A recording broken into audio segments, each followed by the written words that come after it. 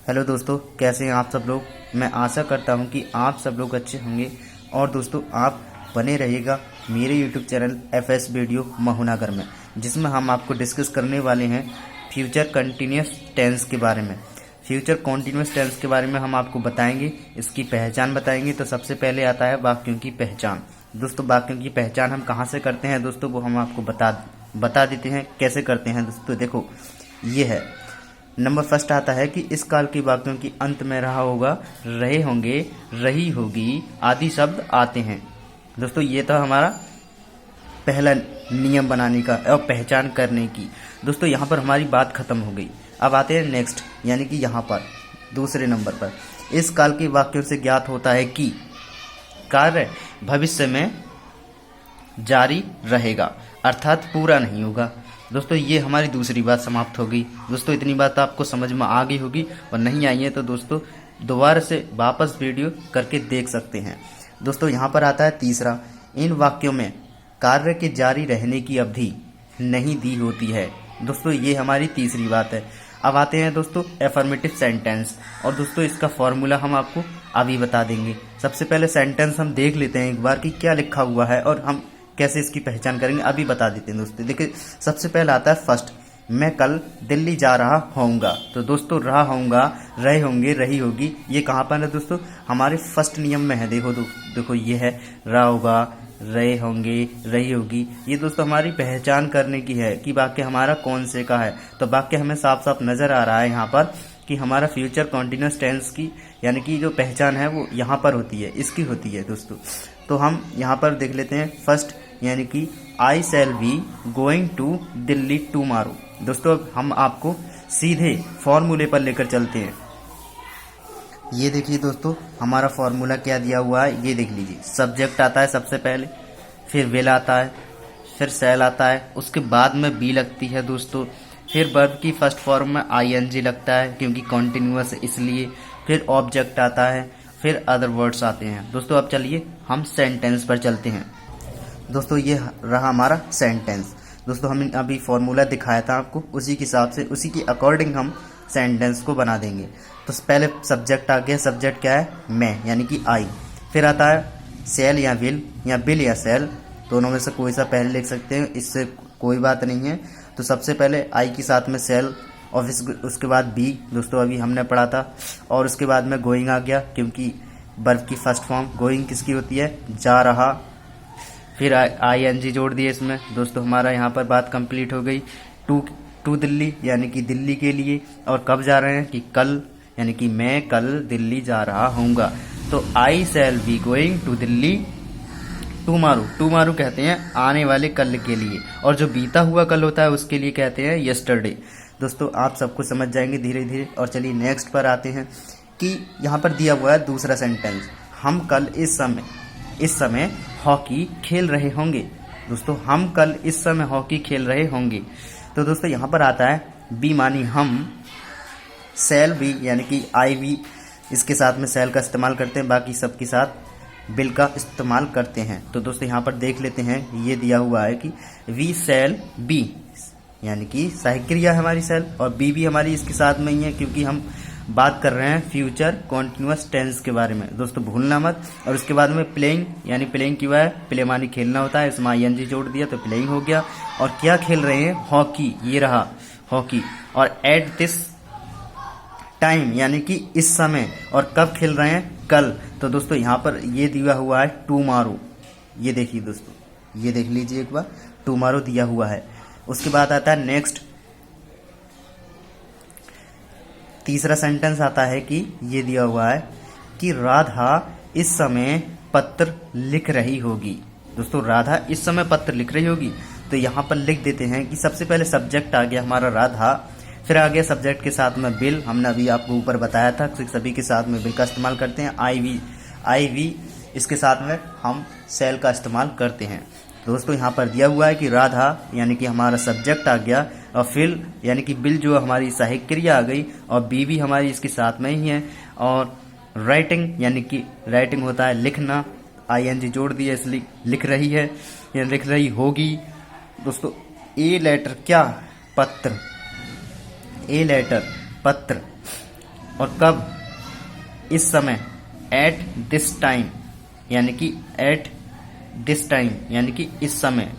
और कब दोस्तों यहाँ पर दिया हुआ है एट दिस टाइम। नहीं दोस्तों, हमारा सेंटेंस कंप्लीट है। यहाँ पर दिया हुआ है कि राधा इस समय पत्र लिख रही होगी, तो Radha will be writing a letter at this time. दोस्तों सेंटेंस हमारा कंप्लीट है। नेक्स्ट देख लेते हैं। यहाँ पर दिया हुआ है कि वह अपनी पुस्तक पढ़ रहा होगा। वह अपनी पुस्तक पढ़ रहा होगा, तो ही मानी वह, विल बी सहायक क्रिया है, और रीड मानी पढ़ना होता है, आईएनजी जोड़ दिया इसलिए रहा होगा।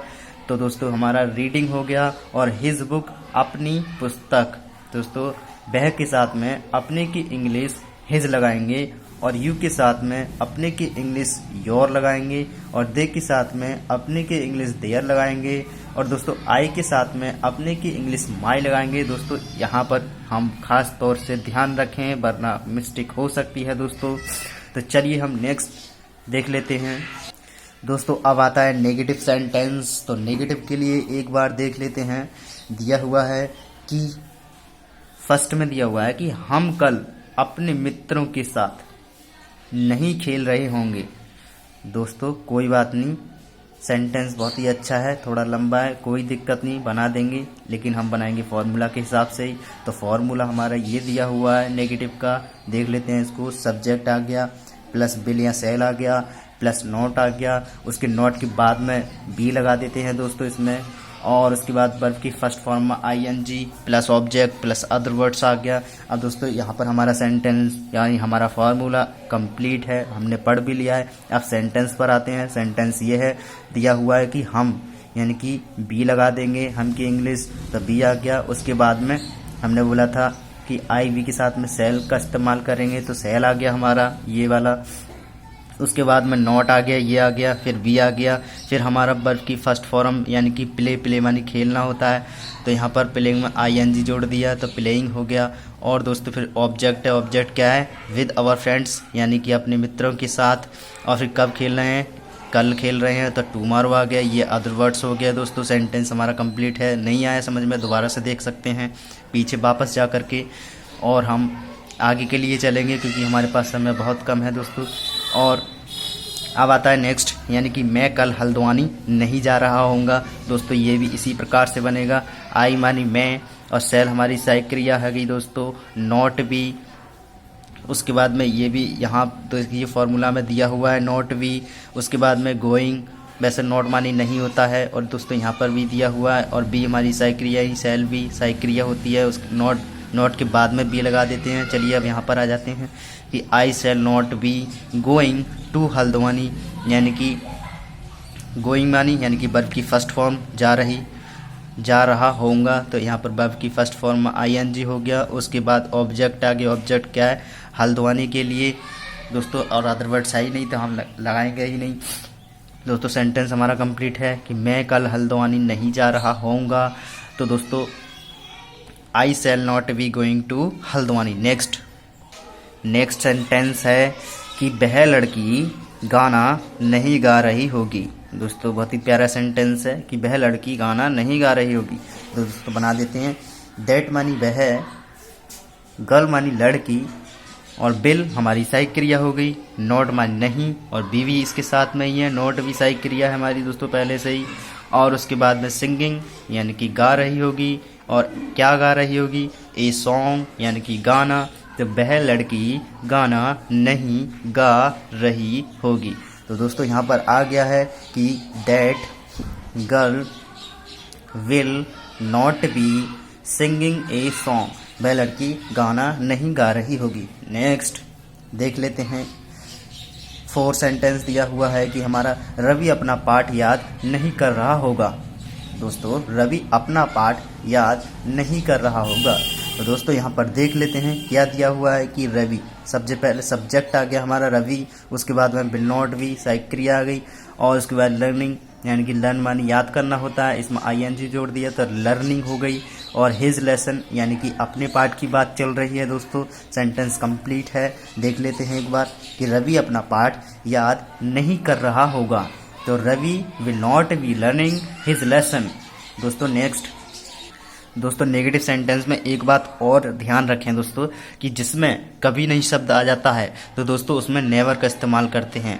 और दोस्तों अगर कभी नहीं शब्द आता है तो उसमें हम सहायक क्रिया के साथ में नॉट भी लगा देते हैं। दोस्तों इस बात का ध्यान रहे।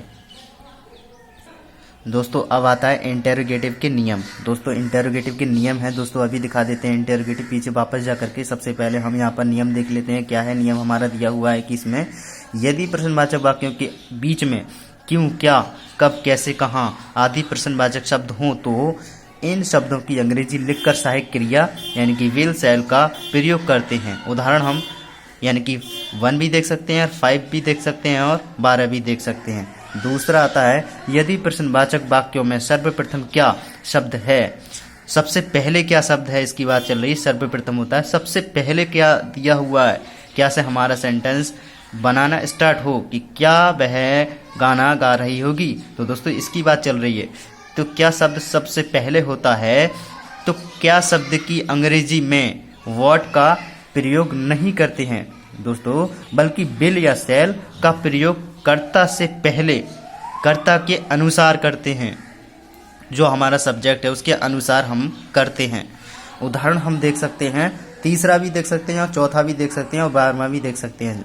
दोस्तों नेक्स्ट आता है 7वां यानी कि इस काल के वाक्यों में हु के बाद सहायक क्रिया विल का प्रयोग करते हैं। उदाहरण हम 2 या 10वां देख सकते हैं। तो दोस्तों चलिए हम दिखा देते हैं इंटेरोगेटिव सेंटेंसेस और उसका फॉर्मूला। दोस्तों यह है इंटेरोगेटिव सेंटेंसेस और दोस्तों फॉर्मूला में हम आपको बताएंगे। सबसे पहले सेंटेंस हम आपको एक बार पढ़कर बता देते हैं, उसके बाद हम डायरेक्ट आपको फॉर्मूला पर लेकर चलते हैं। तो दोस्तों यहाँ पर दिया हुआ है हमारा सेंटेंस, क्या दिया हुआ है कि हम तुम्हें कल क्यों पढ़ा रहे होंगे। दोस्तों सेंटेंस हमारा कंप्लीट है और प्रश्नवाचक भी लग गया। उसके बाद में देख लेते हैं बनाते कैसे हैं।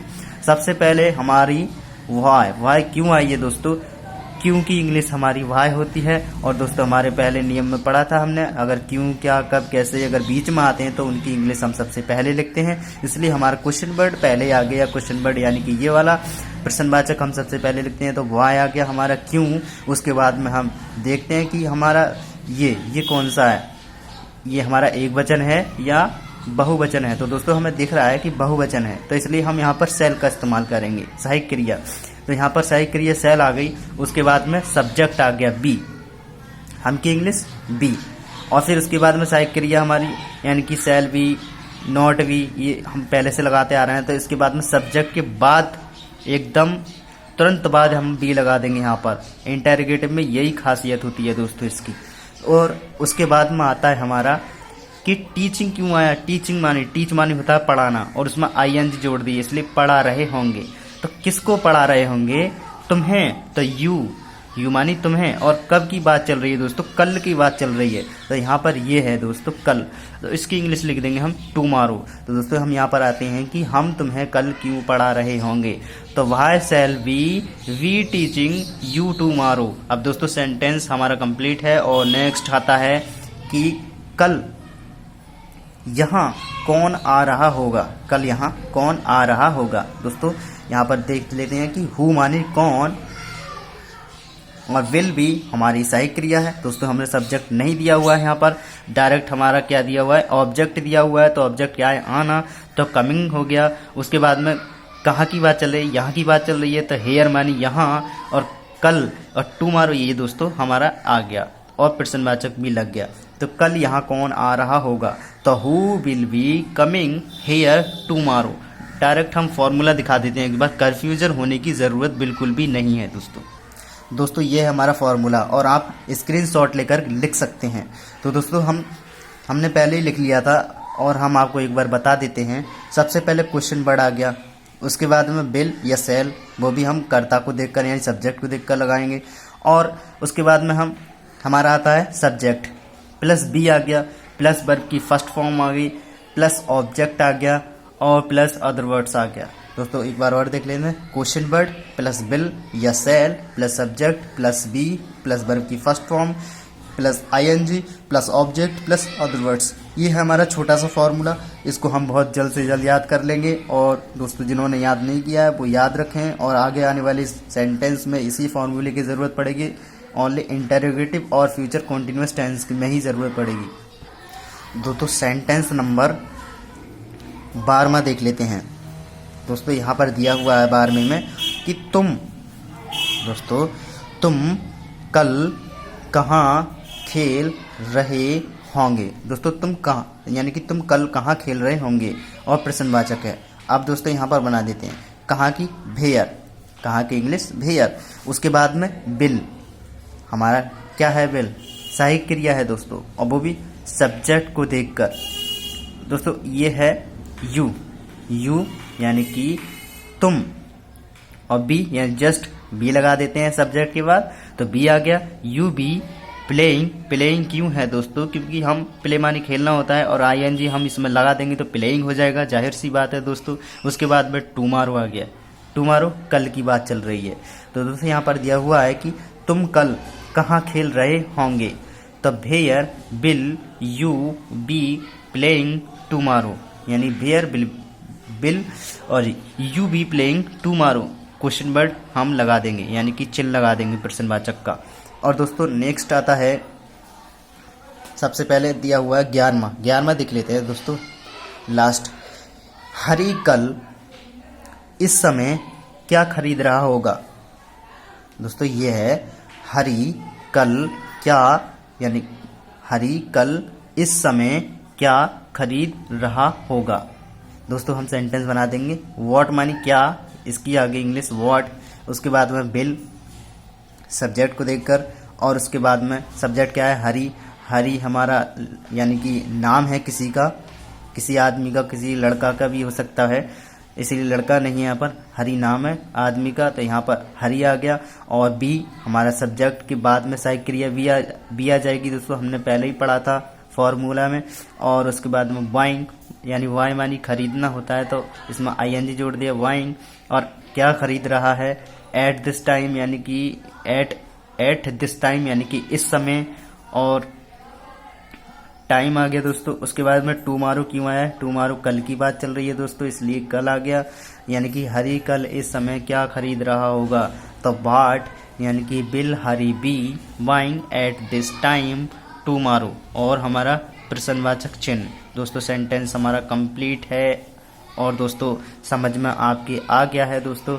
तो इसी वीडियो को जो है लाइक करना दोस्तों, शेयर करना और सब्सक्राइब करके बेल आइकन को ज़रूर दबा देना दोस्तों। अगर आप नए हैं और जिन्होंने पहले दबा रखा है कोई बात नहीं, उनके पास नोटिफिकेशन आती है, और दोस्तों जिनके पास नहीं आती है नोटिफिकेशन वो बेल आइकन को दबाकर प्रेस कर दें, और नोटिफिकेशन फिर उसके पास हम जो भी वीडियो डालेंगे उसके पास नोटिफिकेशन हमारी जाती रहेगी दोस्तों। और हम ऐसे ही सेंटेंस लेकर के आएंगे, और इसी FS वीडियो महुनागर जो चैनल है हमारा, उस चैनल पर दोस्तों हम पूरी ग्रामर पढ़ाएंगे दोस्तों, धीरे धीरे सब कुछ कराएंगे दोस्तों। आप बस सिर्फ बने रहिएगा और दोस्तों देखिएगा दोस्तों, इस चैनल पर आपको बहुत कुछ सीखने को भी मिलेगा दोस्तों। कमेंट बॉक्स भी खाली है, आप अपने दिल की बात मुझसे शेयर कर सकते हैं कमेंट बॉक्स में लिखकर। तो दोस्तों आगे मिलते हैं नेक्स्ट वीडियो में।